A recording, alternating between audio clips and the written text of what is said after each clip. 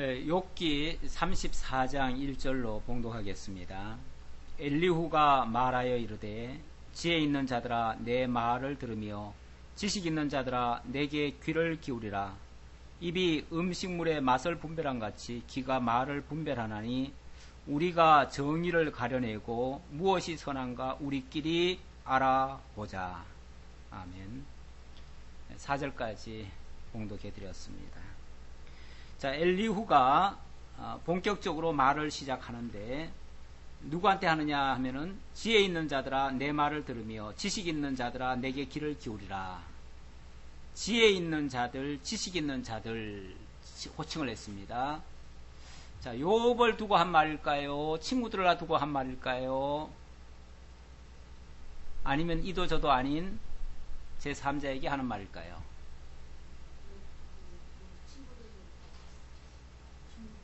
네. 네, 이것 때문에 이제 해석이 완전히 달라질 수가 있습니다. 이게 누구한테 하는 말이고 누가 하는 말이냐에 따라서 참 이게 해석이 달라져요. 이걸 만약에 친구나 욥이나 이렇게 이제 얘기를 해버리면 이제 얘기가 또 달라져요.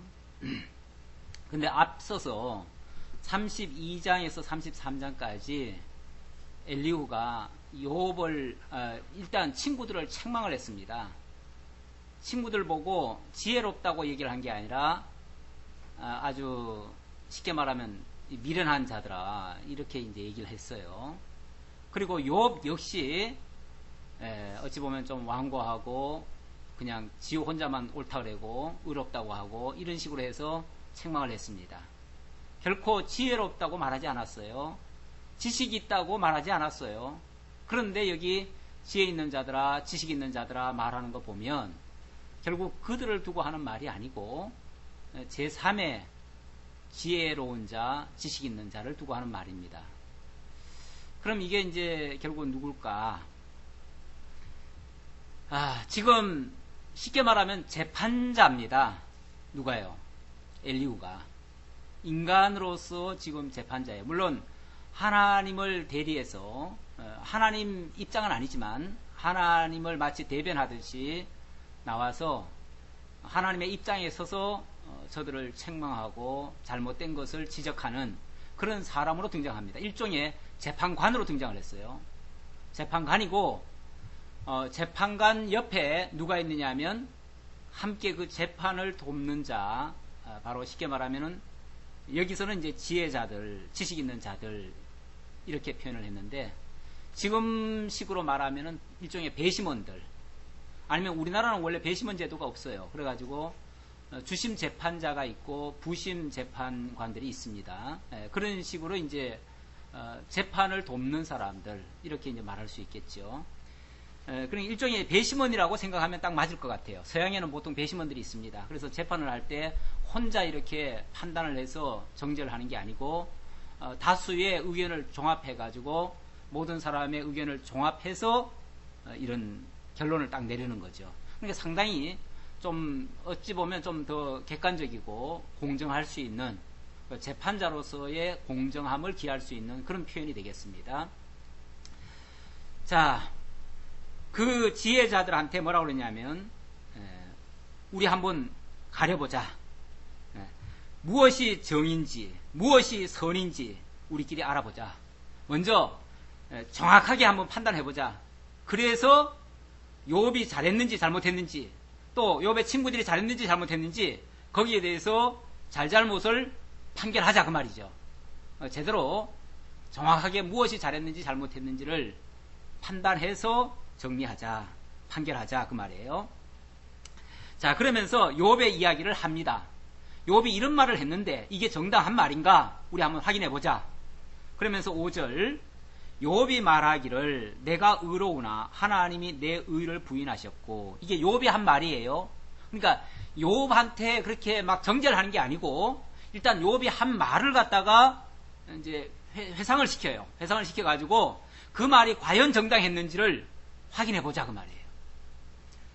욥이 말하기를 내가 의로우나 하나님이 내 의를 부인하셨고, 지난번에 우리 확인해 봤죠? 욥이 이런 말 했죠? 자기가 의롭다고 그랬어요. 의로운데 하나님이 의에 대해서 내 의를 부인하셨고, 근데 이제 그대로 얘기했다기보다는 그 유사한 표현을 했죠. 내가 정당함에도 거짓말쟁이라 하였고 나는 허물이 없으나 화살로 상처를 입었노라 하니 어떤 사람이 욥과 같으랴. 욥이 비방하기를 물 마시듯 하며 악한 일을 하는 자들과 한패가 되어 악인과 함께 다니면서 이르기를 사람이 하나님을 기뻐하나 무익하다 하는구나. 사람이 하나님을 기뻐하나 무익하다. 하나님 잘 섬겨봤자 소용없다. 그 말이에요. 그러니까 욥의 말을 가만히 듣고 보면 욥이 하나님 잘 섬겼잖아요. 잘 섬겼고 욥이 죄를 안 지었잖아요. 실제 안 지었어요. 안 지은 거 맞아요. 실제 죄를 안 지었고 잘못을 안 했는데 징계를 받았어요. 그러니까 욥의 말투를 가만히 들어보면 무슨 소리로 들리냐면 자기는 선하고 의로운데 하나님이 아주 악한 지금 벌을 가하셨어요. 그러니 하나님 잘 섬긴들 무슨 소용이 있느냐? 무슨 영화를 보겠느냐? 이런 투의 표현이 됐다 그 말이죠. 실제 욥이 이런 말을 했는가? 물론 지난번에 자기가 의롭다는 말을 한 거는 제가 지난번에 확인을 시켜드렸는데, 그래서 이 말에 대한 어떤 근거가 있는 말인가? 이 사람이 지금 억지를 쓰는가? 그래서 욥의 말을 내가 확인을 해봤어요. 욥기 9장 21절로 24절 한번 볼까요? 욥기 9장. 사실 9장 1절로부터 욥이 막 변명을 합니다. 변명을 하는데 2절에 보면은 인생이 어찌 하나님 앞에 의로우랴 이렇게도 말을 했어요. 자기가 의롭지 않다고 말을 했으면서도 또 중간에 이야기 보면은 자기는 막 의롭다 이런 표현을 또 많이 해요. 그러다가 21절에 보면요. 9장 21절에 나는 온전하다마는 내가 나를 돌아보지 아니하고 내 생명을 천히 여기는구나. 자기는 온전한데 자기 지금 생명을 천하게 여긴대요. 일이 다 같은 것이라. 그러므로 나는 말하기를 하나님이 온전한 자나 악한 자나 멸망시키신다 하나니, 하나님이 자기는 온전하다마는 자기는 온전하대요. 온전한데 자기 온전한 자기와 온전하지 않은 악인이나 뭐가 다르냐 그 말이에요. 하나님이 똑같이 대우하시지 않느냐 이렇게 지금 표현을 했어요. 그럼 온전한 자기나 온전하지 않은 악한 자나 하나님이 똑같이 취급해버리면 그럼 뭐 의인이 악인보다 더 나은 게 뭐가 있어요? 그렇죠? 더 나은 게 하나도 없어요. 그러니까 하나님 섬기는 게 괜히 헛수고다 이 말을 한 거나 똑같은 얘기예요. 그러니까 그런 의미로 지금 엘리후가 욥의 말을 반박을 한 거예요. 욥이 그런 말을 한 적이 있기 때문에 그 말을 근거로 해가지고, 원래 그 판사들도 그 판결을 읽을 때 물론 전체 의중을 다 읽겠지만 어떤 말을 잘못하면 그 말에 대해서 꼬투리를 딱 잡아가지고 빼도 박도 못할 증거로 삼는 거예요. 너 이런 말 했지? 예, 했습니다. 그러면 너 죄인이야. 이렇게 이제 규정을 하는 거죠. 그렇게 이제 쉽게 말하면 몰아가는 거예요. 그러면서 온전한 자나 악한 자나 멸망시키신다 하나니 갑자기 재난이 닥쳐 죽을지라도 무죄한 자의 절망도 그가 비웃으시리라. 예. 24절까지 마저 읽을까요? 세상이 악인의 손에 넘어갔고 재판관의 얼굴도 가려졌나니 그렇게 되게 한 이가 그가 아니시면 누구냐? 그러니까 결국 악인이나 의인이나 똑같이 취급해가지고 똑같이 망하게 하신 그분이 그렇게 한 거 아니냐?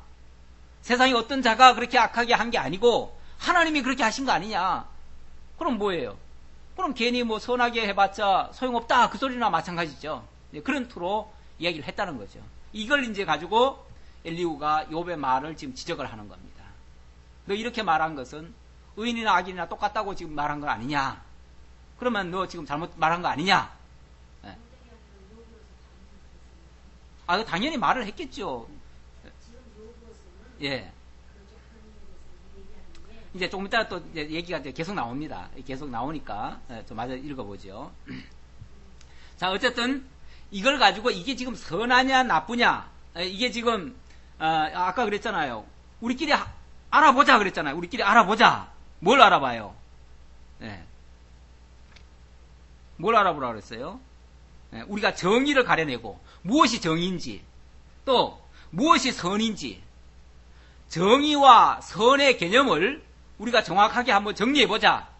욥이 이런 말을 했는데 이 말이 과연 정의에 합당한 말인지 아니면 선한 말인지 우리 한번 알아보자. 우리끼리 알아보자. 여기 우리끼리라는 말은 뭐예요? 뭐 지금 재판관들이 지금 쉽게 말하면 그 배심원들하고 같이 알아보자 그 소리예요. 그래가지고 정확하게 판단해주자 그 말이에요. 그렇다고 욥이 지금 악하다는 얘기를 한 게 아니에요. 욥의 그 말을 가지고 얘기하는 거지. 말을 가지고. 10절입니다. 10절로 15절에서는 하나님은 불의를 행하지 않고 공의대로 행하시는 분이다. 이렇게 지금 변호하는 장면입니다. 왜냐하면 욥이 악인이나 의인이나 똑같이 대우를 해버리면 공의롭질 않지요. 공의롭질 않다고 하니까 하나님은 공의로우신 분이다라는 걸 지금 강변을 하는 거죠. 욥의 이론은 하나님이 공의롭지 않은 것처럼 얘기를 했는데 그게 아니다. 하나님은 만약에 하나님이 공의롭지 않다면 하나님은 재판관이 될 수가 없다. 참 재판자가 되실 수 없다. 그러니까 하나님은 공의로우신 분이다. 설령 그렇게 했다 할지라도 하나님은 공의로우신 분이시다 라고 지금 강변하는 말이에요. 그러므로 너희 총명한 자들아 내 말을 들으라. 하나님은 악을 행하지 아니하시며 전능자는 결코 불의를 행하지 아니하시고 사람의 행위를 따라 갚으사 각각 그의 행위대로 받게 하시나니 진실로 하나님은 악을 행하지 아니하시며 전능자는 공의를 굽히지 아니하시느니라. 누가 땅을 그에게 맡겼느냐? 누가 온 세상을 그에게 맡겼느냐? 그가 만일 뜻을 정하시고 그의 영과 목숨을 거두실진데 모든 육체가 다 함께 죽으며 사람은 흙으로 돌아가리라. 하나님이 언제 땅을 누구에게 맡겼느냐? 누가 온 세상을 그에게 맡겼느냐? 하나님이 천지를 지어놓고 어떤 사람은 그래요. 우리 찬송가 지난주에 했던 그 찬송가에 63장 찬송가인가요? 63장 찬송가의 그 가사가 조금 이상하더라고요. 그 가사가 어떻게 되어 있냐면 63장 찬송하다가 그게 딱 문득 봤는데 3절에 보면 주가 세상의 피조물을 인간에게 다 맡기고 이런 말. 주가 인간에게 피조물을 다 맡겼습니까? 예. 다 맡겨놓으면 그 다음에는 할 일은 누가 해야죠? 인간이 해야죠. 인간이 모든 것을 다 맡아가지고 다스리고 주관하고 그래서 세상을 다 인간이 해야 됩니다. 실제로 많은 사람들이 이렇게 생각하고 있어요. 이게 지금 신앙 고백이거든요. 이 찬양이라고 하는 건 다 신앙 고백들인데 이 찬송가를 기록하신 분의 그 사람의 신앙 개념이 그렇습니다. 하나님은 창세기 1장 28절의 말씀을 문화 명령이라고 받는 사람들이 이해하는 사람들이 굉장히 많습니다. 많아가지고 하나님은 천지를 창조하신 후에 인간에게 다 맡겼다. 그래서 인간이 잘하면은 세상을 아름답게 유토피아를 만들 수 있고 인간이 타락하면 세상을 다 망친다. 이렇게 이제 생각하는 거죠. 그러니까 세상에 대해서는 전부 다 인간의 책임이다. 하나님은 인간에게 맡겼기 때문에. 하나님이 천지를 지어놓고 너무 힘들어가지고 인간에게 야 이제부터는 내가 너희들한테 다 맡길 테니까 너희들이 알아서 해라. 난 이제 모르겠다. 나중에 너희들이 잘했으면 내가 상이나 주고 잘못했으면 내가 벌 줄란다. 그러십니까? 그러신 하나님이 아니에요. 지금 엘리후가 그런 식으로 지금 표현하는 거예요. 하나님이 인간에게 다 맡겨가지고 인간의 어떤 인간이 쉽게 말하면 세상을 좌지우지하도록 내버려 두셨느냐? 그러면 진짜 하나님이 불의하신 분일 수 있죠. 왜냐하면 하나님이 막 완전히 방관자가 돼버리고 완전히 내팽개 쳐놓은 꼴이 돼버리니까. 그럼 나중에 그렇게 놓고 어떻게 나중에 심판하겠어요? 애들도요. 부모가 자식을 낳기만 했지 뭐 어떻게 기르지도 않았어요. 지 마음대로 자라도록 내버려뒀어요. 그래놓고 나중에 가서 뭐 잘못했다고 이놈아 네가 내 자식이 돼가지고 그럴 수가 있느냐. 내가 아버지로서 너를 이제부터 징계하겠다. 그럴 수 있어요? 아니, 내버려 둔 양반이 뭘 나중에 가서 그 결과에 대해서는 이러쿵저러쿵 할 수 있어요. 그러니까 내버려 둔 자가 나중에 어떻게 참견할 수가 있어요. 내버려 둔 자는 참견할 수가 없어요. 지금 엘리후의 말이 그 말이에요. 하나님이 만약에 인간에게 다 맡겨놓고 그랬다면, 하나님 공의로우신 분도 아니고 그런 분이라면 어떻게 심판자가 되겠느냐. 그러니까 하나님 그러신 분 아니다. 오히려 하나님은 다 관여하시고, 심지어 무슨 얘기까지 하죠? 14절에 보면 그가 만일 뜻을 정하시고 그의 영과 목숨을 거두실진데, 다 거둬요. 다 거둔다는 말은 어느 한 사람 예외 없이 모든 인생을 어느 정도만 살게 하시고 다 거둬들여요. 거두시는 이유는 뭐예요? 하나님이 그 사람의 행한 대로 다 갚으신다는 거예요. 물론 그걸 또 우리가 선행을 뭘 하나 하면은 하나님이 거기에 대해서 상 주고, 뭘 하나 악한 일을 하면은 거기에 대한 벌 주고, 이 차원이 아니에요.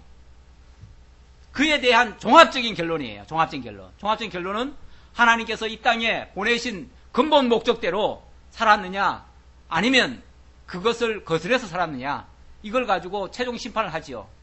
그게 결국은 하나님이 메시아를 보내주시기로 했는데 그 메시아를 믿지 않는 자와 믿는 자로 딱 구별되겠죠. 그걸로 종합해서 하나님 결론 내리시고, 하나님은 절대 손을 놓으신 분이 아니에요. 모든 생명에 대해서 당신이 다 쥐고 계셔요. 그러시다가 일정한 시간 되면 하나님 거두셔요. 그게 당신 정하신 대로 하셔요. 그러니까 하나님은 언제라도 내팽개 쳐놓으신 분이 아니에요.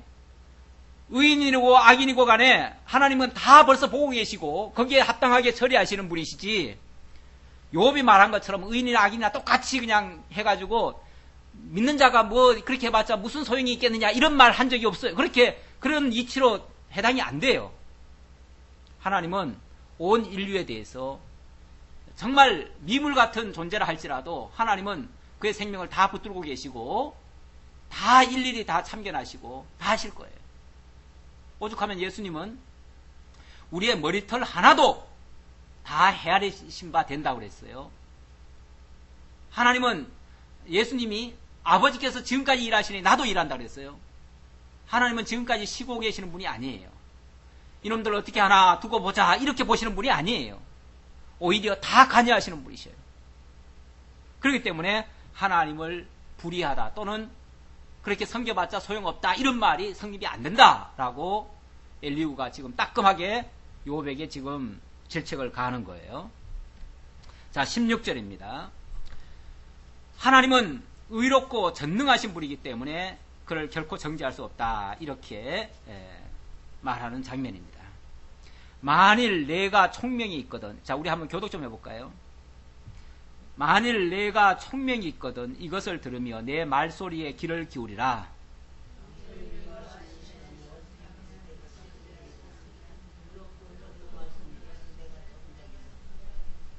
왜 이렇게 박자가 안 맞아요? 아까 찬송 부를 때부터 안 맞다니요. 왜 그냥 찬송도 다 곡을 맞춰서 해야 돼요? 4분의 4박자면 4분의 4박자에 맞춰서 해야지. 우리가 성경 읽을 때도 곡조를 맞추듯이 같이 좀 맞추셔요. 선임자가 목소리 제일 크신 분이 아주 또박또박 읽으셔요. 자, 정의를 미워하시는 이시라면 어찌 그대를 다스리겠느냐? 의롭고 전능하신 이를 그대가 정죄하겠느냐? 정의를 미워하시는 분이라면 어떤 인간도 다스릴 수가 없다, 그 말이에요. 그렇죠? 정의롭지 못한 분이 어떻게 남을 판단할 수가 있어요? 남을 정죄할 수 있어요? 하나님이 정의로우신 분이다, 그걸 강변하기 위해서 그 표현을 쓰는 거예요. 그러면서 네가 그렇게 악인이나 의인이나 똑같이 취급한다, 이 말은 그건 하나님을 정의롭지 못하다라고 너희가 지금 정죄하는 꼴이다. 그러니까 그런 말은 성립이 안 된다라고 표현하는 거죠. 그는 왕에게라도 무용지물이라 하시며 지도자들에게도 악하다 하시며, 시작.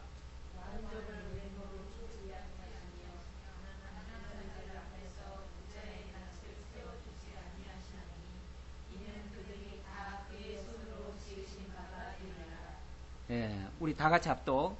그들은 한밤중에 순식간에 죽나니 백성은 떨며 사라지고 세력 있는 자도 사람의 손을 빌리지 않고 제거함을 당하느니라. 예.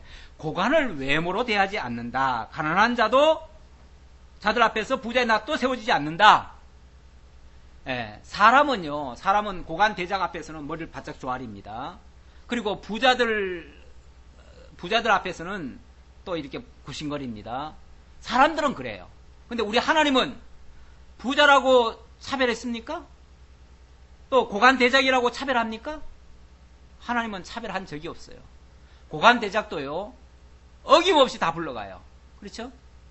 부자들도 어김없이 다 불러가요. 가난한 자도 마찬가지고요. 가난한 자라고 해서 무조건 또 봐주는 거 없어요. 하나님은 어느 누구도 봐주는 거 없어요. 네. 어김없이 때가 되면 불러가시고, 죄가 있으면 죄에 대해서 책망하시고, 왜냐하면 그거 다 당신이 지어놓은 거니까, 당신이 그렇게 지어놨으니까 그만큼 살도록 하시고, 그렇게 살게 하신 다음에 그렇게 불러가시는 거예요. 그게 당신 주권이에요.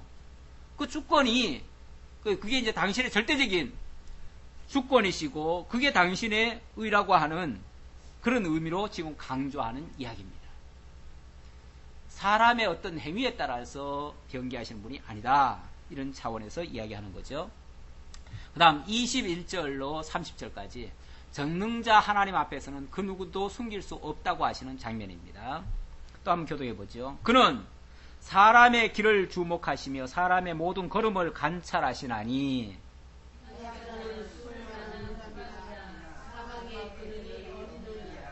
예, 이제 제대로 발동이 걸렸어요. 예, 그는 사람의 길을 주목하시며 사람의 모든 걸음을 감찰하시나니, 다 헤아리시고 다 살펴보신다. 그 어느 한 곳도 하나님이 눈 지그시 감고 숨겨서 넘어가는 예가 없다. 예. 행악자는 숨을 만한 흑암이나 사망의 그늘이 없다. 예, 그러니까 하나님 앞에서 어느 누구도 숨길 수 없다. 하나님 다 살펴보고 계시는데, 그만큼 하나님은 정확하신 분이시다. 하나님은 사람을 심판하시기에 오래 생각하실 것이 없으시니, 시작.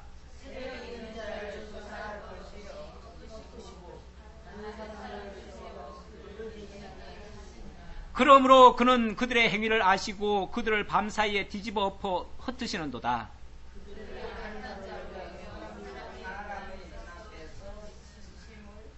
그들이 그를 떠나고 그의 모든 길을 깨달아 알지 못함이라. 우선 거기까지요. 자, 하나님은 사람을 심판하시기에 오래 생각할 것이 없다. 사람은요, 신중하잖아요. 지금 엘리후만 해도 굉장히 지금 신중하게 지금 접근을 하잖아요. 사람은 함부로 사람을 판단하고 정죄하기가 쉽지 않습니다. 그래서 정말 옳은지 그른지 심사숙고를 해야 돼요. 오죽하면 지금 엘리후도 그 지혜 있는 자들과 함께 심사숙고해서 우리 한번 제대로 한번 무엇이 정인지 선인지 우리 한번 가려보자 하고서 아주 심도 깊게 지금 연구를 해가지고 그렇게 해서 지금 밝히고 있습니다. 굉장히 조심스러운 말이에요, 이런 표현들이. 자, 그러는데 우리 하나님은 그럴 필요가 없다. 오래 생각하실 것도 없어요. 뭐 조사할 것도 없어요. 바로 그냥 아니다 싶으면 하나님은 바로 체인지 지켜버려요. 이러시는 분이시다. 왜냐하면 하나님은 이미 다 알고 계시고 행위만 하시는 것이 아니라 그 행위 이면에 그 사람의 생각까지 다 알고 계시니까 벌써 하나님은 그렇게 판단하셔가지고 남들은 생각도 못했는데 하나님은 밤사이에 막 뒤집어 엎어버려요. 가끔씩 보면은 밤사이에 뒤집어 엎혀지는 역사가 있잖아요. 하룻밤 사이에 그냥 세상이 뒤집어지는 역사가 있잖아요. 아무도 생각 못했어요. 그런데 하나님은 그들 마음속을 벌써 다 생각하셔가지고 뒤집어 놓으신 거예요. 이런 역사가 세상에는 많더라. 우리는 인간은 어찌 보면은 하나님이 하신 일을 그 뒤를 쫓아가면서 이제 하나하나 확인할 뿐이에요. 아, 하나님이 이렇게 하신 걸 보니까 이러신 분이시구나. 또는 하나님이 이러신 분이시기 때문에 이렇게 하셨구나. 뭐 그 정도 우리가 뒤따라다니면서 하나님이 하신 일을 놓고 하나님을 고백하는. 아, 그러니까 하나님은 과연 전능자시구나. 하나님은 정말 의로우시도다. 이렇게 이제 표현할 뿐이죠.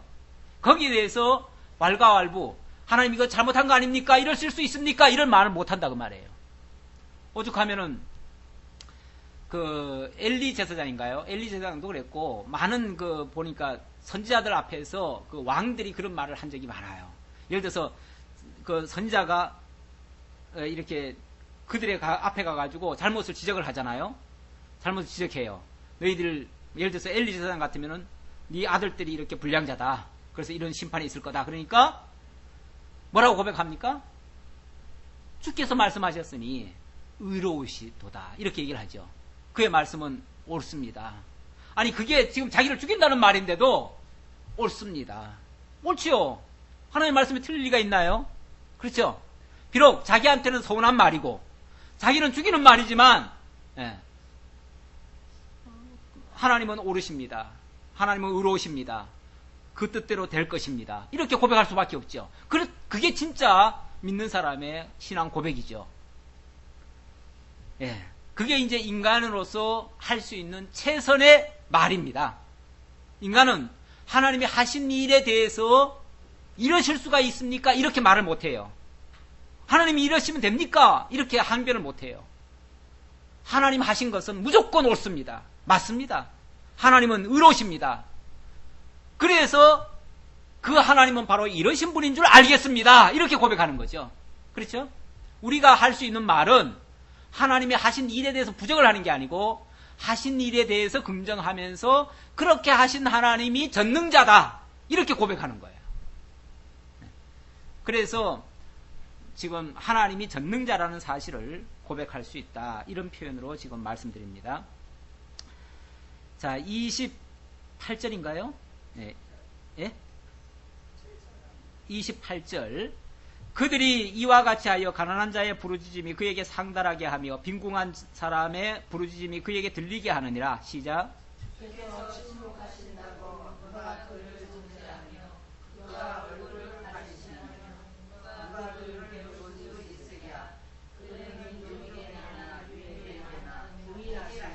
이는 경건하지 못한 자가 권세를 잡아 백성을 올가매지 못하게 하려 하심이니라. 거기까지.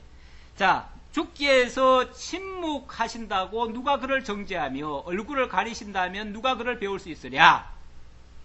지금 이게 욥의 말에 욥이 내가 이렇게 의로운데도 이렇게 고난을 받고 있는데 그래서 하나님 앞에 막 호소를 했는데 하나님은 아무런 응답이 없어요. 그 응답 없는 것 때문에 욥이 얼마나 스트레스를 받고 그거 가지고 힘들어했습니까? 그렇죠? 내가 이렇게 부르짖어도 하나님은 대답이 없고.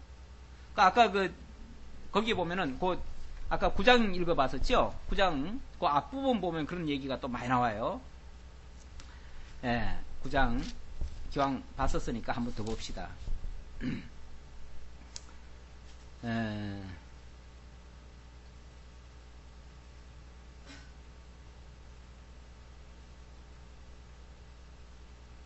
뭐 앞으로 가도 볼 수 없고 뭐 뒤로 가도 볼 수 없고 뭐 이런 말 나오는데 11절? 그 10절부터 보면 측량할 수 없는 큰 일을 셀 수 없는 기이한 일을 행하시느니라. 그가 내 앞으로 지나시나 내가 보지 못하며 그가 내 앞에서 움직이시나 내가 깨닫지 못하느니라. 뭐 약간 의미가 다른가요? 저거 하나님 앞에 막 호소를 했는데도 하나님께로부터 응답받지 못한다는 그런 표현. 뭐 이런 표현이 있었는데요. 지금 나중에 한번 뭐 어디 찾아보시고요. 자, 이런 식으로 욥이 결국 그 하나님에 대해서 막 하소연을 했지만 하나님께로부터 응답을 받지 못해가지고 답답해서 막 하소연처럼 한 말, 그걸 가지고 지금 엘리후가 지적을 한 겁니다. 설령 하나님이 침묵하신다고 해가지고 아주 침묵한 겁니까?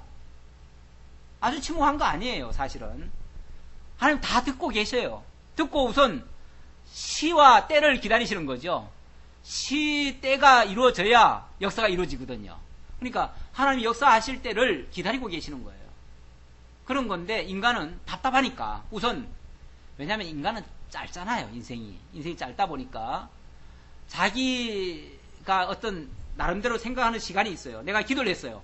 기도를 했으면 이 일이 언제까지 됐으면 좋겠다라고 생각하는 게 자기 기한이에요.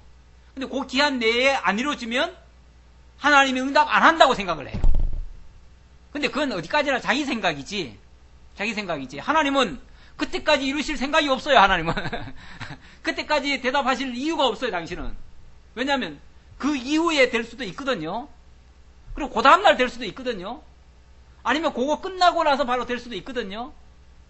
그 대표적인 케이스가 사무엘이죠. 사무엘이 이제 사울이 전쟁이 났는데, 전쟁은 났고 전쟁터에 나가야 되는데 사무엘이 오기로 해놓고 오질 않아요. 빨리 와야 제사를 드리고 갈 텐데.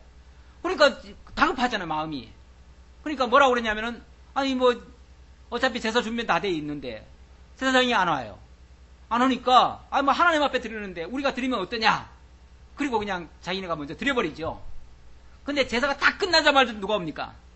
그제서야 사무엘이 딱 와요. 사무엘이 와가지고 얼마나 호통칩니까? 예. 제사 행위 그 자체가 아니라 하나님이 하시는 그 일을 못 믿은 거죠. 못 기다리는 거죠. 예. 자기 딴에는 막 그렇게 간청을 했는데 하나님이 응답 안 하신다고 생각했는데, 사울이 그런 표현을 그 나중에도 씁니다. 내가 하나님 앞에 막 기도를 했는데 꿈으로도 환상으로도 아무것도 대답을 안 하신다. 그래서 어떻게 합니까? 답답하니까 그 무당 찾아가잖아, 무당. 예. 무당 찾아가가지고 어떻게 되겠느냐 묻지요. 근데 그걸 가지고 또 하나님이 또 책망하시죠. 그러니까 하나님이 대답을 안 하시니까 그거에 답답해가지고 물었는데, 할 수 없이 이제 다른 데 물었는데, 그런다고 하나님이 또 이제 책망을 하시는 거예요. 그러니까 지가 못 기다린 거지 하나님이 응답 안 하신 게 아니에요. 하나님은 조금 있다가 응답하시려고 한 건데 지가 그 사이를 못 견딘 거죠. 그러니까 인간이 봤을 때는 응답 안 하신 거지만 하나님은 다 응답하셔요.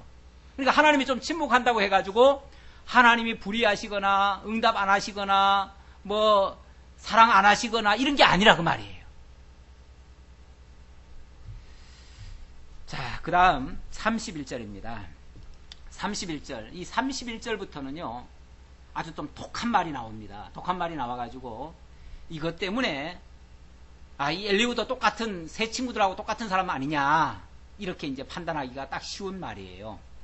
자, 31절부터 한번 교독을 해볼까요? 그대가 하나님께 아뢰기를 내가 죄를 지었사오니 다시는 범죄하지 아니하겠나이다.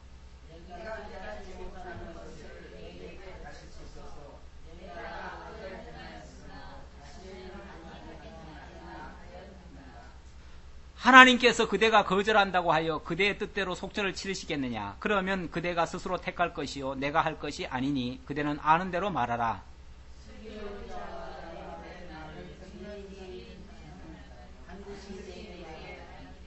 욥이 무식하게 말하니 그의 말이 지혜롭지 못하도다 하리라.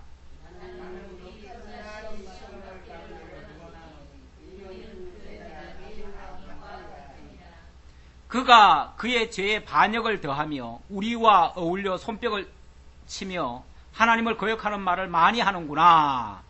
예. 여기 36절, 7절 보면 아주 독한 말을 하죠. 나는 욥이 끝까지 뭐 하기를 원한다? 시험 받기를 원한다. 예. 이는 그의 대답이 악인과 같음이라. 죄의 반역을 더했다. 이런 표현. 굉장히 악한 말이죠. 예. 이것 때문에 이제 이 엘리후도 새 친구들과 뭐가 다르냐? 결국 새 친구들과 똑같이 욥을 시험하는 자가 아니냐라고 해석하기 쉬운 부분입니다. 어때요? 그런 것 같죠? 저도 사실은 이 부분 때문에 이거 설명을 잘못 드리면은 제가 지난주에 말씀드린 걸 다 뒤집어 엎어야 돼 또. 그래서 제가 성경을 몇 가지를 찾아봤는데 일단 저는 공동 번역이 참 성경이 번역이 잘 됐다라는 생각을 전에부터 좀 했거든요. 그래서 제가 어려울 때면 우리 성경이 좀 어려울 때면 공동 번역을 좀 참조를 합니다. 참조를 해서 보는데 공동 번역에 이렇게 되어 있습니다. 공동 번역에 33절 하반부부터 이렇게 말이 나와요. 그러니 당신의 소견을 어디 말해 보시오. 이게 이제 엘리후가 누구한테 하는 말입니까? 그 옆에 배심원들한테 하는 말이에요. 당신들의 소견은 어떻습니까? 자, 욥이 이런 사람인데 이렇게 말을 했는데 당신들의 의견은 어떻습니까? 라고 지금 묻는 말이에요. 당신들이 소견을 말해 보시오 라고 하니까 그 다음 말 35절에 있는 말이에요. 예, 그 친구들이 그 지혜 있는 자들이 하는 말이에요. 그 배심원들이 하는 말이에요. 배심원들이 뭐라고 그러냐면은 욥의 말은 자 말해 보시오. 제가 좀 더 읽어볼게요. 엘리후의 그런 주문에 소견을 어디 말해 보시오라고 하니까 생각이 깊은 어른들은 이렇게 말하였소. 이렇게 말했대요. 누가? 욥이 아니 엘리후가 하는 말이 아니고 그 옆에 있는 지혜자들이 그 말을 했다 그 말이에요. 배심원들이 그 말을 했다 그 말이에요. 배심원 뭐라 그러냐면은 내 말을 듣고 있는 지혜 있는 어른들이 이렇게 말하였소. 욥의 말은 모두 무식한 소리. 그의 말은 모두 터무니없는 소리. 욥은 철저하게 조사를 받아야 한다. 그렇기 때문에 욥은 철저하게 조사를 받아야 된다. 허풍선이에게서나 들을 대답밖에 못하는 사람. 허풍선이에게서나 들을 수밖에 없는 그런 사람이다 그 말이에요. 지금 욥이 말한 거는 허풍선이가 하는 말과 똑같다 그 말이죠. 잘못을 저지르고도 거역하기까지 하며 우리에게 주먹을 휘두르고 하나님께 마구 입을 놀리는 사람이다. 이렇게 말을 한 걸 인용한 말이에요. 엘리후가 한 말이 아니고, 그러니까 우리 성경에는 엘리후가 한 말처럼 돼 있어요. 그런데 엘리후가 한 말이 아니고 옆에 배심원들에게 우리 한번 조사해 봅시다 이렇게 시작을 했고, 그래 당신들의 의견은 어떻소 하고 얘기를 했더니 그 사람들이 이런 의견을 냈다 그 말이에요.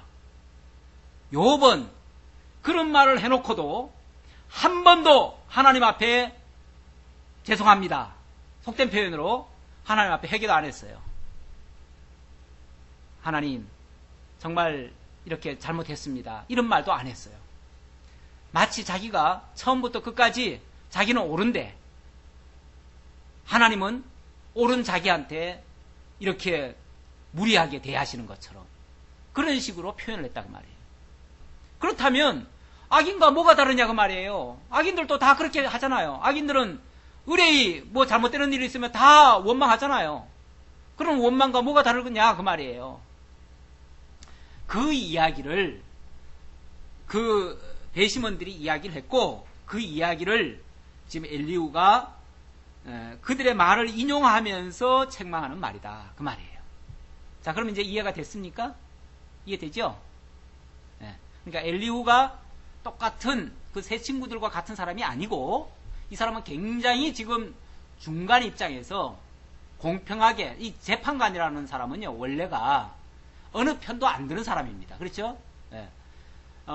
그러니까 재판관은요 변호사와 검사는 계속 죄를 지적하고 변호사는 계속 아니라고 막 항변을 하는데 어느 편도 안 들어요.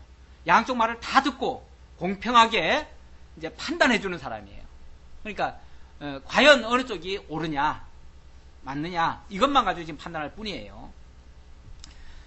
자, 그러면서 35장에도 계속 엘리후가 이어서 말을 하는데 35장은 하나님이 주권적이신 하나님이시다.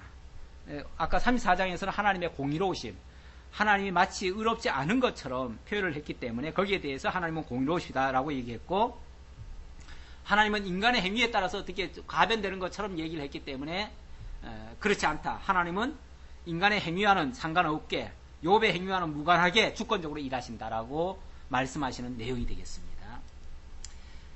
자, 35장 1절로 또 한번 교독해보죠. 어떻게 힘내보세요.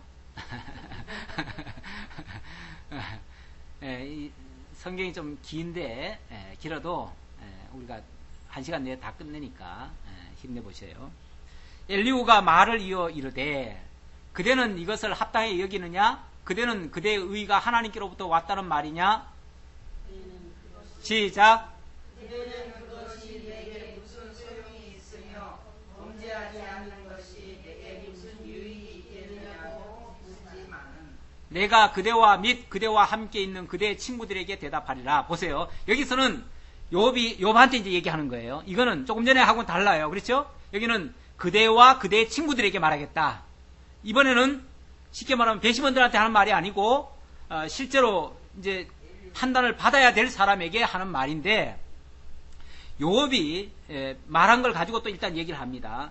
너는 뭐 네가 의롭다고 하니까 네가 뭐 그러니까 천려부터 네가 의로운 자냐 그 말이에요. 우리가 왜 예를 들어서 나는 어떤 사람이다 그러면 너는 뭐 타고날 적부터 너는 그런 사람이냐 이렇게 말하죠. 내가 의롭다 하니까 너는 그럼 뭐 하나님 처음에 나올 때부터 너는 의를 가지고 나왔단 말이냐. 인간이 뭐 그런 인간이 어디 있느냐 그 말이죠.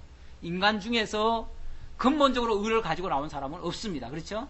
다 오히려 죄를 가지고 나왔죠. 그렇죠? 굳이 얘기하면 죄를 가지고 나왔어요. 그런데 나중에 우리가 예수 그리스도를 발견하면서부터 의롭다 칭함을 받게 되는 거죠. 우리가 예수를 믿음으로 말미암아 그리스도 안에서 새로운 피조물로 이제 변화되는 거지 처음부터 의로운 존재는 없습니다. 그런데 마치 어떻게 들으면은 처음부터 무슨 그런 특권을 가지고 태어난 양 그렇게 이제 좀 자고한 모습이 있었다는 거죠. 그러면서 그대는 또 이런 말도 했어요. 범죄하지 않는 것이 내게 무슨 유익이 있겠는고 이런 말도 했다. 욥이 예를 들어서 이런 표현을 했잖아요. 푸념삼아 자기가 선을 행하고 의를 행하고 뭐 죄를 안 지으려고 날마다 제사 드리고 했잖아요. 실제 의롭게 산 거는 틀림없는 사실이에요. 근데 그렇게 해봤자 결과가 이 모양인데 결말이 이 모양인데 무슨 유익이 있느냐 이렇게 지금 표현을 했단 말이에요. 실제 그런 말을 했어요. 그 말에 대해서 그렇게 묻지만은 그렇게 말했지만 거기에 대해서 내가 말하겠다. 5절 그대는 하늘을 우러러보라. 그대보다 높이 뜬 구름을 바라보라. 시작. 그대가 범죄한들 하나님께 무슨 영향이 있겠으며 그대의 악행이 가득한들 하나님께 무슨 상관이 있겠으며 그대가 의로운들 하나님께 무엇을 드리겠으며 그가 그대의 손에서 무엇을 받으시겠느냐. 그대의 악을 그대와 같은 사람에게나 이르는 것이요 그대의 인내는 어떤 인생에게도 있느니라. 막말로 네가 착한 일 했으면 너 같은 인생에게나 좀 착한 일을 한 거지. 하나님 앞에 대해서 뭘 착한 일 한 거냐 그 말이죠. 그렇죠? 우리가 착한 일 했으면은 사람에게 좀 영향을 미친 거지. 그게 뭐 하나님 앞에 무슨 엄청난 의를 쌓은 겁니까? 전에 박 목사님이 그런 언젠가 한번 11조 문제 가지고 그 경기 거기 노예에서 재판받을 때 성경에 분명히 율법으로 다 정한 걸 왜 못하게 하냐. 율법을 못 지키지 않도록 하는 거는 이건 불법이고 이건 죄다. 그러니까 거기에 대해서 이제 반론을 제기할 때 그런 말을 했다고 그래요. 율법을 범하면 죄입니까? 죄지 당연히. 원래 그 죄라고 하는 그 헬라어 단어에 보면 하말티아라는 단어가 있고 그 하말티아는 관역을 빗나갔다는 말이 있어요. 그런 의미가 있어요. 그래가지고 율법이라고 하는 그 관역을 벗어나면 다 죄다. 이렇게 보통 규정을 해요. 그래서 죄가 뭐냐? 율법을 범한 것이다. 이렇게 이제 보통 생각을 해요. 거기에 대해서 반론을 딱 제기한 거죠. 율법을 범하면 죄입니까? 당연히 죄지. 그렇게 말을 하니까. 그러면 반대로 율법을 그러면 지키면 의가 되겠네요? 그랬다고 그래요. 그분 표현에 의하면 그렇게 얘기를 했다고 그래요. 율법을 범하면 죄가 되니까 율법을 지키면 의가 돼야죠. 그렇죠? 그러면 율법을 어디까지 지켜야 완전히 의인이 되나요? 의인이 되려면 다 지켜야죠. 다 지켜야죠. 결국은 다 지켜서 의롭게 될 사람은 없죠. 결국은 율법을 지켜서 의롭게 된다는 말은 허구가 되는 거죠. 뭐 구원은 될 수 있어요. 구원은 될 수 있지만 실제상은 안 된다 그 말이에요. 그 말은 결국 반대로 말하면 그 율법을 설령 못 지켰다 할지라도 그것이 죄가 돼가지고 그것 때문에 죄 정함을 받는 게 아니라 그 말이죠. 근본적인 죄 개념을 사실은 좀 반박을 한 얘기죠. 이 통상적인 제 개념은 그게 맞습니다. 통상적인 제 개념은 다 그렇게 해석을 해요. 일반적으로 다. 근데 거기에 대해서 사실은 정면으로 좀 반박을 했는데, 지금 이 말도 좀 그런 의미예요. 예를 들자면, 네가 선을 행한다고 해서 그게 하나님 앞에 무슨 의미가 되냐? 아니, 네가 뭐 하나님께 많은 사람 도와주고 뭐 하고 막 했다고 해가지고 하나님이 무슨 덕을 받냐? 그것 때문에 덕 본 거 없잖아요. 반대로 내가 막 죄를 지었어요. 막 못된 짓을 하고 엄청나게 막 사람 죽이고 했어요. 그런다고 해가지고 하나님 앞에 손해날 게 뭐 있어요? 하나님께 손해난 거 있어요? 하나님 그거 가지고 손해난 거 하나도 없어요. 저들끼리 그냥 치고받고 못된 짓 하고 뭐 그런 거지. 인간들끼리 한 거지. 이게 인간들끼리의 이야기지 하나님과는 무관한 얘기다 그 말이에요. 그렇다면 하나님이 심판하시는 거는 인간의 행위와는 아무 관계없이 따로 심판하신다 그 말이죠. 따로 기준이 있다 그 말이죠. 하나님의 기준이. 그 하나님의 기준이 결국은 예수 그리스도입니다. 그리스도를 통해서만 구원의 백성을 삼으시고, 그 외에는 그리스도 아무리 선한 일을 했어도 그리스도 밖에서는 인정하지 않겠다는 거예요. 그게 하나님의 기준이에요. 새로운 기준이에요. 이제 그런 뜻으로 사실은 이 말을 한 거예요. 그러니까 욥이 자꾸만 자기가 무슨 뭐 의로운 것처럼 얘기를 하니까, 네가 의로운 거, 네가 그런 선행한 것이 뭐 하나님 앞에 뭐 잘했다고 그러냐? 그거 잘했다고 얘기할 거 없다 그 말이죠. 이러면 이제 괜히 내가 뭘 했나? 내가 뭐 세상에서 선한 일을 괜히 했나? 이런 생각이 또 혹시 들는지 모르겠는데, 내가 했다면 괜히 하신 거 맞습니다. 내가 했다면 괜히 하신 거 맞아요. 그런데 성령께서 내 안에 오셔서 나로 하여금 바꿔가지고 내 걸로 한 게 아니고 당신이 나를 통해서 하신 거라면 나는 거기에 쓰임받은 거예요. 하나님의 거룩한 일에, 그야말로 성령의 사역에 내가 쓰임받은 거예요. 선한 일에 쓰임받은 거예요. 그러니까 하나님이 하신 일이 선한 일이죠. 결국 성령이 하신 일이 성령의 열매예요. 우리가 맺은 열매는 하나님 앞에 상달될 게 없어요. 하나님 앞에. 결국 성령께서 우리를 거듭나게 하시고 깨닫게 하시고 믿어지게 하시고, 그래서 나타난 그 열매들, 그 선행들, 이게 진짜 하나님 앞에서 인정받을 만한 향기로운 제물이고 향기로운 선행이고 의고, 그게 인정받는 거예요. 그게 결국 하나님의 의예요. 의면 하나님의 의고, 선이면 하나님의 선이고, 행위면 하나님의 행위예요. 하나님의 역사들이에요. 자, 그 다음 9절입니다. 9절로부터 16절까지 욥이 하나님을 배울 수 없다고 한 것은 지식 없는 헛된 말이라고 판단하는 그러한 내용이 되겠습니다. 엘리후가 9절이죠. 9절 또 한번 교독해 보죠. 사람은 학대가 많음으로 부르짖으며 군주들의 힘에 눌려 소리치나 나를 지으신 하나님이 어디 계시냐고 하며 암에 노래를 주시는 자가 어디 계시냐고 말하는 자가 없구나. 땅의 짐승들보다도 우리를 더욱 가르치시고 하늘의 새보다도 우리를 더욱 지혜롭게 하시는 이가 어디 계시냐고 말하는 이도 없구나.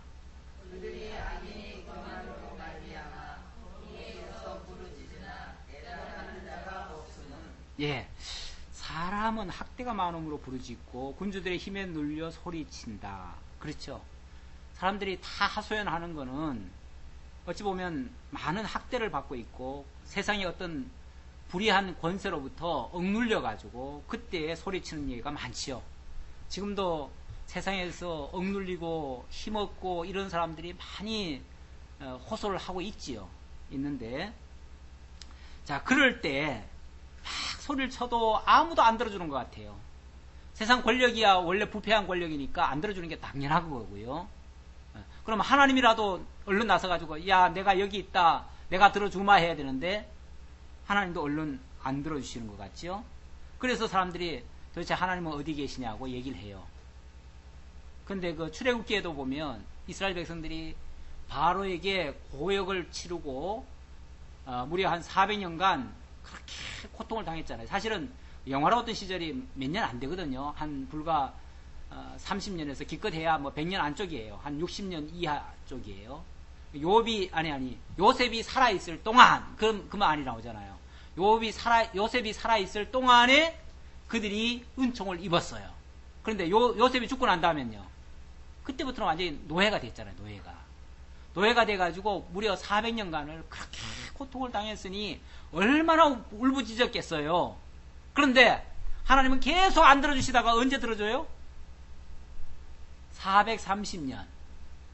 그게 이제 하나님이 정하신 때죠.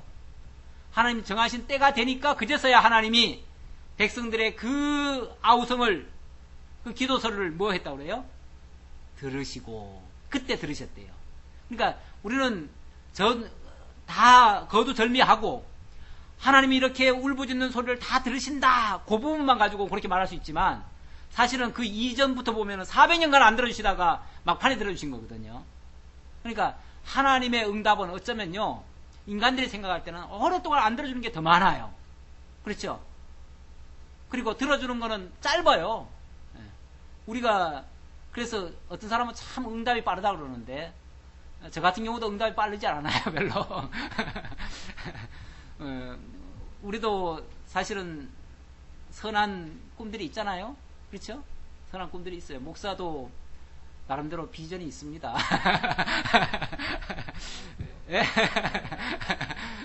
여러분들이 보시기에는 우리 목사는 뭐 꿈도 없고 욕심도 없고 그냥 아무것도 없는 것 같지만, 저도 다 있어요. 다 있는데 하나님이 기도를 빨리 안 들어주셔서 그렇지. 그러니까 안 되는 꿈을 내가 자꾸만 어떻게 보면 좀 비우는 꼴이죠. 그런 거지 아예 없는 건 아니에요. 근데 우리 하나님은 사실은 때가 돼야 들어주셔요. 때가 돼야. 이게 분명한 사실입니다. 그런데 여기도 본문에도 보니까 나를 지으신 하나님은 어디 계시냐? 밤에 노래를 주시는 자가 어디 계시냐? 밤에 노래를 주신다는 말은, 밤이란 말이 아주 고통스러운 시절 아닙니까? 그 깜깜한 터널 같은 곳, 깜깜한 어디예요? 막 웅덩이 같은 곳, 그런 곳에 빠뜨려 놓고, 동굴 같은 데 빠뜨려 놓고, 왜 하나님 안 나타나십니까? 나 여기서 언제쯤 꺼내주실 겁니까? 이런 소리 하는 얘기나 마찬가지죠. 말하는 자가 없구나. 땅의 짐승들보다도 우리를 더욱 가르치시고. 그러나 사실은 그렇지 않대요. 하나님은 땅의 짐승들보다도 우리를 더욱 뭐 한다고요? 가르치시고, 하늘의 새우들보다도 우리를 더욱 지혜롭게 하시는 이가 어디 계시냐고 말하는 이도 없구나. 이 말은 이제 그들이 그렇게를 말하지 않더라 그 말이에요. 다시 말하면 하나님은 실제로는 하나님은 우리를 가르치시는 분이에요. 안 되게 하는 것도 우리를 가르치고 있어요. 지금 엄청난 지금 시험과 연단을 통해서 당신의 지금 섭리를 가르치고 있어요. 오래 참으심의 어떤 원리를 가르치고 있고, 끝까지 참고 견디게 하는, 그걸 지금 인내를 지금 가르치고 있는 중인데, 우리는 조급해가지고 그렇게 이해를 하는 것이 아니고 하나님 안 들어준다고 그냥 불평만 하는 거죠. 쉽게 말하면 그런 거에 대한 잘못된 걸 지금 지적하는 장면이라고 볼 수 있습니다. 하나님은, 아니 그랬잖아요. 예수님도 저 공중에 나는 새도, 한 아사레온에 팔려가는 그 새들도 하나님의 허락 없이는 안 떨어지는데 하물며 너희일까 보냐, 이 믿음 없는 자들아. 하나님 너희들 다 머리털까지도 다 세시고 다 간섭하고 계시고 주권적으로 다스리고 계시다. 그러니 믿음 없는 소리 제발 좀 하지 말아라, 그 소리죠. 그래도 여전히 또 잊어먹죠. 잊어먹고 현실적으로 안 되면 왜 하나님 또 안 들어주시냐고. 기껏 살아봤자 100년 살면서 1000년 만년 사신 하나님 앞에서 기껏 100년도 못 살면서 그동안에 안 들어준다고. 꼭 내 시대에 다 들어주라는 법이 있어요? 없잖아요. 하나님 당신 뜻대로 하는 건데 내 시대에 다 안 들어줄 수도 있는 거지 뭐. 가끔씩 보면은, 고백하시는 분들 중에 보면 자기 시대는 안 들어줬는데 다음 시대에 그 기도의 응답을 받았다는 말을 하시는 분들이 종종 있어요. 그런 말을 해요. 뭐 사실인지 아닌지 모르지만 간증이니까. 그래도 그걸 그대로 믿자면 실제로 그런 기도를 하시는 분이 그렇게 얘기하시는 분이 많습니다.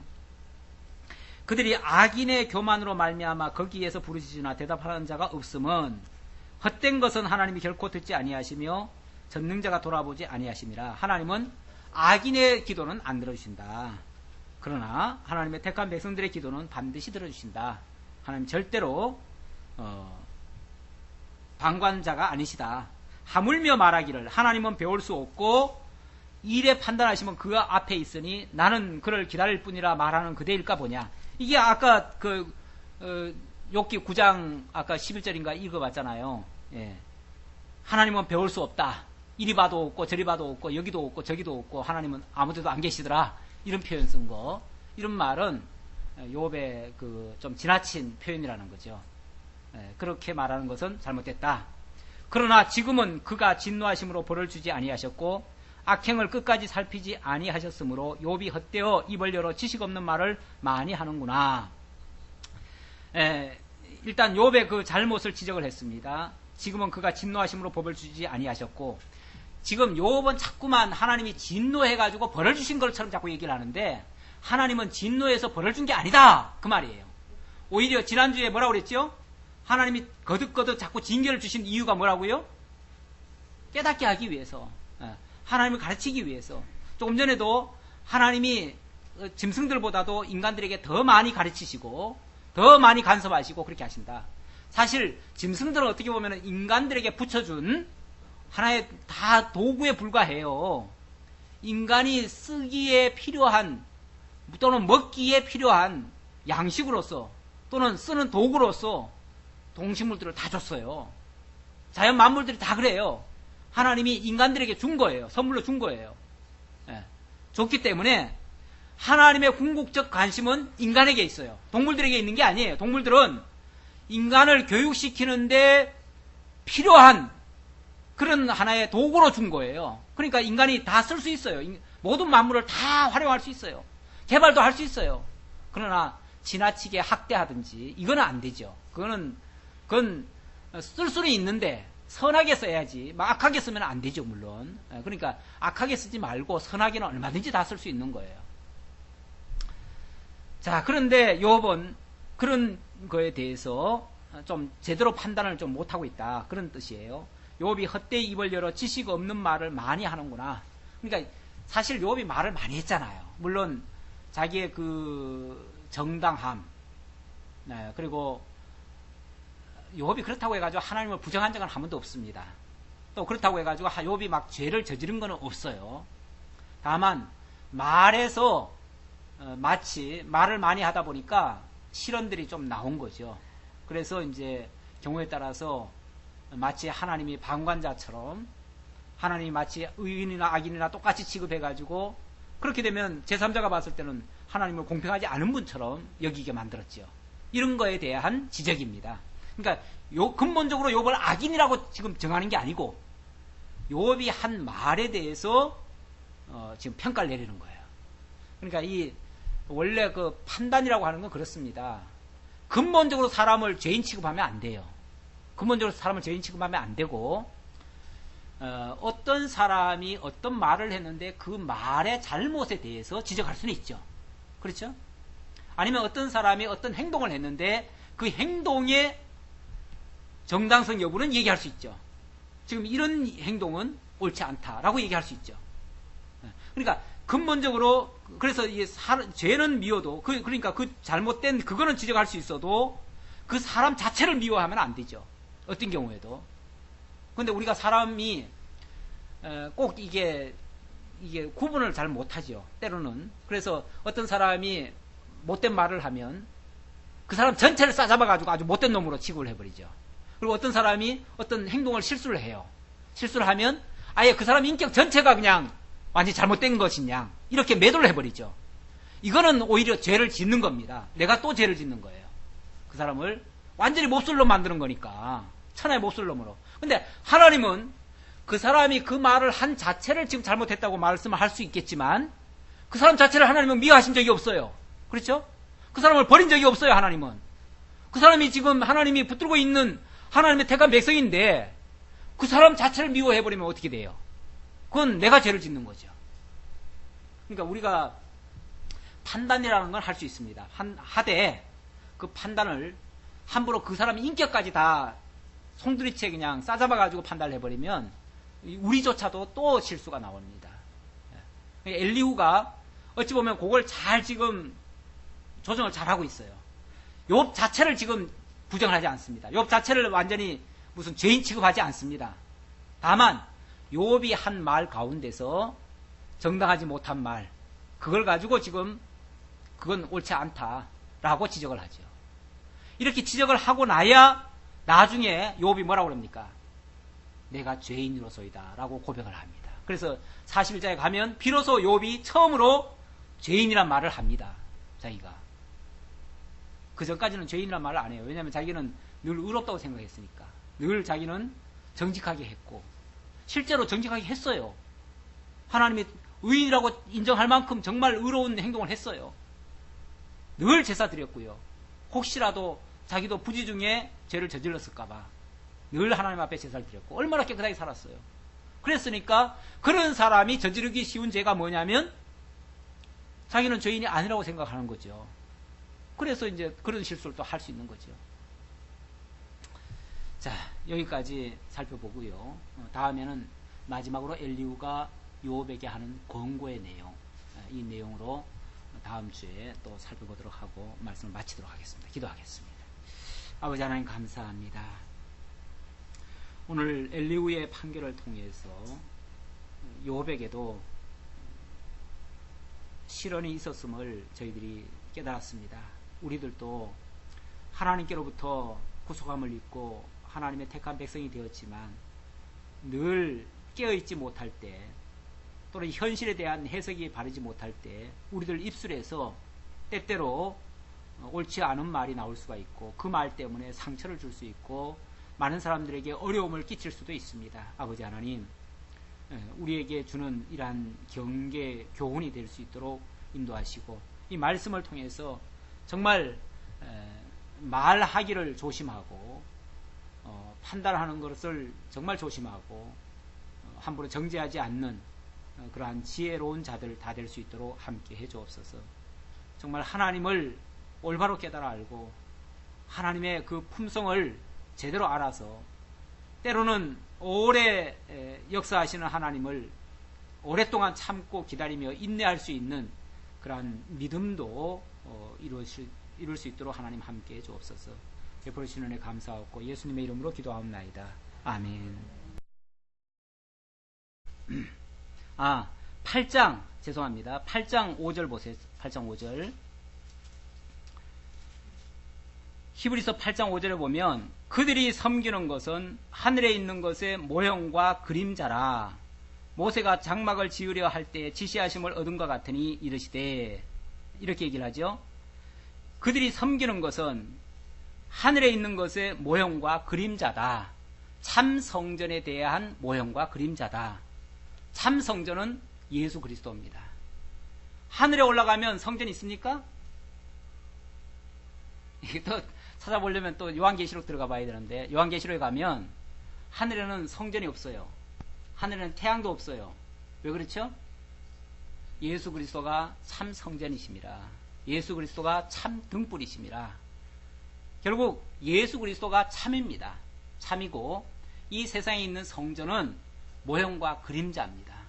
그 참에 대한 모형과 그림자예요. 그래서 구약의 그 성전 안에 있는 모든 기물들이요, 다 그리스도의 어떤 인품이나 속성이나 어떤 그런 것들을 다 형상하고 있어요. 그리스도에 대한 형상들이에요. 자, 그런데 결국 그 이 땅에 성전을 준 것도 예수 그리스도를 바로 세우라고, 예수 그리스도를 통해서 참 성전 이루라고, 그래서 제사장도 세워놨고 제사도 드리게 했고 모든 규례도 줬는데, 오히려 그것들이 진짜 알맹이인, 진짜 참인 예수 그리스도는 내버렸어요. 오히려 성전에서 예수 그리스도를 잡아 죽였어요. 그러니까 예수님이 예루살렘 성전에 와가지고, 이 독사의 자식들아, 너희들이 이 강도의 구려를 만들었도다. 하나님의 집을, 만민이 기도하는 이 하나님의 집을 갖다가 강도의 구려를 만들었다. 이렇게 책망을 하시죠. 그러면서 성전 안에, 왜냐하면 성전을 통해서 예수 그리스도를 발견하고 예수 그리스도를 영접하게 만들어야 되는데, 참 하나님을 만나게 해야 되는데, 오히려 거기서 뭐 의식적인 제사나 드리고, 제사 드리기 위해서 물건이나 사고 팔고 재물 드린답시고 이렇게 했거든요. 그게 강도의 구렬이죠. 성전을 이용해 가지고 돈벌이에 급급했다 이 말이에요. 여기 사실은 안나스와 가야바라고 하는 이 제사장은요, 진짜 자격 있는 제사장이 아니에요. 뇌물 주고 대제사장 된 사람이에요. 뇌물 주고. 그래가지고 그 뇌물을, 제사장 되기 위해서 뇌물을 많이 썼기 때문에 제사장 기간 동안에 그 뇌물 쓴 거를 갖다가 뽑아내기 위해서 성전 안에서 장사를 다 시켰던 사람이에요. 그러니까 완전히 강도죠, 강도. 성전을 이용해가지고 돈벌이 하려고 하는 강도들이죠. 그러니까 성전이 하나님을 가리키는 성전이 아니고 돈벌이 하는 기관으로 전락을 해버린 거예요. 그래서 너희 건축자들이 버린 이 돌이 바로 예수 그리스도가 사실은 반석이죠, 반석. 또 아니면 흰 돌이라고도 표현을 했지요. 돌이라고도 표현했어요. 그래서 성경 곳곳에 보면 돌에 대한 그런 비유가 있습니다. 다니엘서에 보면 한 작은 돌이 떠가지고 우상을 치니까 그 우상이 다 박살이 나죠. 그러면서 태산을 이루는 그런 장면이 나옵니다. 그 돌이 바로 예수 그리스도를 가리키는 말이죠. 그런데 그 돌이 집 모퉁이의 머릿돌이 되었느니라. 사실은 집 모퉁이의 머릿돌, 참 성전의 주춧돌이다 그 말이에요. 이 반석 위에 내 교회를 세우리니, 그 말은 결국 그리스도 진리 위에 하나님의 교회가 세워진다 그 말인데, 그거를 그 대제사장들은 몰랐습니다. 몰라서 정말 주춧돌이 돼야 할 그 예수를 필요 없다고 내버렸습니다. 죽여버렸다 그 말이에요. 죽여버렸어요. 근데 죽여버린 그 예수를 하나님은 다시 뭘로 만들었어요? 성전의 모퉁이 돌이 되겠다. 가장 요긴한 돌이 되겠다. 다시 말하면 참 성전이 되겠다 그 말이에요. 이제 구약의 건물 성전이 아니라 예수 그리스도 안에서 참 성전이 이루어지게 만들고 예수 그리스도가 참 성전의 모퉁이 돌이 되게 했다. 그리고 에베소 2장 이하에 보면 그 예수 그리스도 모퉁이 돌에 우리들이 하나의 벽돌처럼 다 붙어가지고 참 성전이 이루어져 간다. 그 말을 하죠. 결국 예수 그리스도가 모퉁이 돌이 되고 그 모퉁이 돌에 하나님의 모든 택한 백성들이 같이 붙어가지고 함께 지어져 가느니라. 함께 지어져 가는 성전. 신약교회는 그래서 이 건물이 교회가 아니에요. 이 건물이 성전이 아니에요. 건물은 참 성전되는, 그러니까 성전이라고 하면 결국 참 성전은 그리스도고요. 예수를 그리스도로 영접한 사람들이, 개개인들이 다 성전이에요. 고린도서 3장에 보면 그래서 너희는 성전이라 그러죠. 성전이라. 우리가 성전이고 그 성전들이 모이면, 두세 사람이 모인 곳에 내가 너희와 함께 하겠다. 그게 바로 교회입니다. 그리스도를 머리로 하고 그의 지체들이 같이 모여있는 그 모임 자체가 교회예요. 그러니까 이 건물이 교회가 아니라 여기에 예수 그리스도 이름으로 함께 고백한, 신앙 고백한 성도들이 모여있는 이 모임이 교회입니다. 우리 소망교회가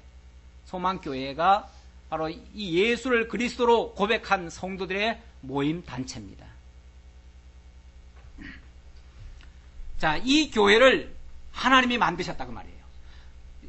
그 대제사장, 제도적인 대제사장은 건물 성전 지키라고 세워놨더니, 아니 건물 성전 지키겠다고 예수를 잡아 죽였고, 오히려 하나님은 그들이 잡아 죽인, 내다 버린, 쓸모없다고 내다 버린 그 모퉁이 돌, 그 예수를 가지고 모퉁이 돌을 삼아서 신약의 모든 성도들로 묶어서 신령한 성전을 세워가신다 이 말이에요.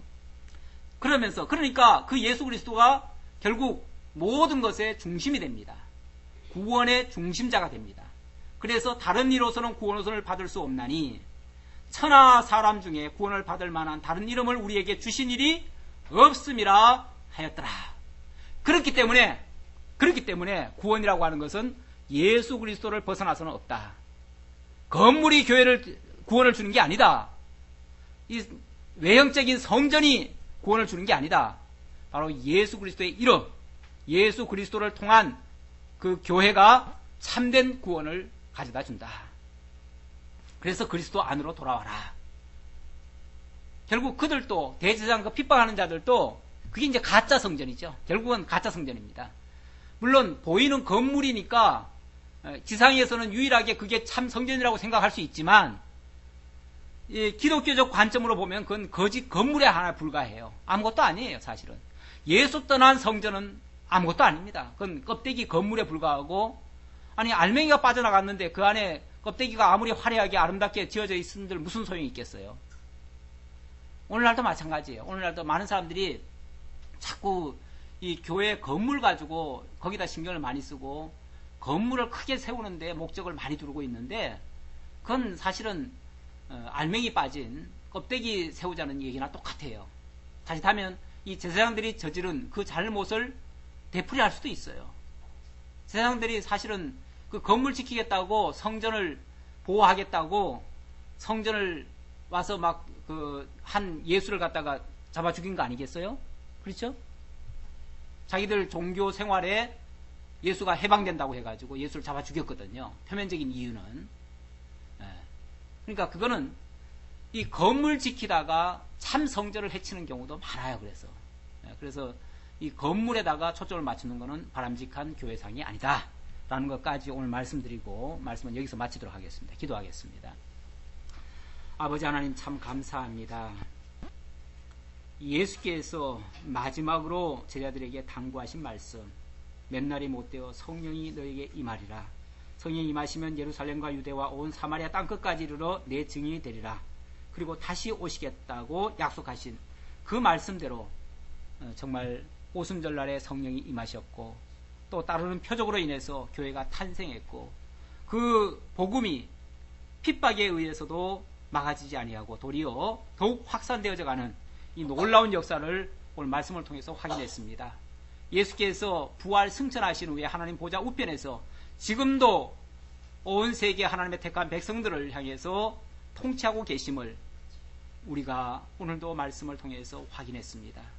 지금도 살아계신 예수님, 자기의 영 성령을 보내셔서 천하 만민들을 구원해 가시는 예수님, 이제 이 교회 안에서만, 참된 예수 그리스도 안에서만 참된 생명이 있음을 저희들 깨닫고, 모두가 다 그리스도 안으로 들어와서 그리스도 안에서만 살아갈 수 있는 저희들 모두가 될 수 있도록 인도해 주옵소서. 오늘도 주의 크신 은혜에 감사해서 연보로 동참한 손길들이 있습니다. 각종 명목으로 드린 모든 연보들이 합당하게 쓰여지고, 그로 말미암아 하나님의 영광이 나타나고 하나님의 복음이 널리 전파될 수 있도록 역사해 주옵소서. 모든 것 예수님의 이름으로 기도하옵나이다. 아멘.